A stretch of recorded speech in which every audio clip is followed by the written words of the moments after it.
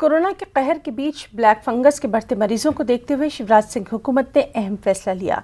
वज़ीर-ए-आला शिवराज सिंह ने मंत्रालय में मुनक़दा वर्चुअल मीटिंग में रियासत के सभी अजला में ब्लैक फंगस के मरीजों का न सिर्फ मुफ्त इलाज करने का फैसला लिया, बल्कि रियासत के सभी अजला में ब्लैक फंगस के मरीजों को अलहदा से रखकर इलाज करने की भी हिदायत जारी की। यही नहीं बल्कि भोपाल के गांधी मेडिकल कॉलेज और जबलपुर मेडिकल कॉलेज में ब्लैक फंगस के लिए अलहदा से यूनिट कायम करने का भी फैसला लिया गया। ब्लैक फंगस के मरीजों के ऑपरेशन के लिए भी हुकूमत ने अस्पतालों में अलहदा से ओटीज बनाए।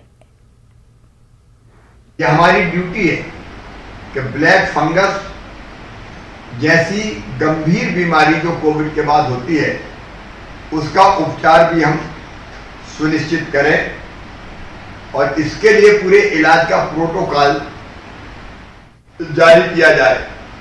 इस बीमारी के कारण क्या है, लक्षण क्या है, निदान क्या है, इलाज क्या है, सावधानी क्या रखी जानी चाहिए, इलाज के प्रोटोकॉल के अनुसार उपचार सुनिश्चित किया जाए।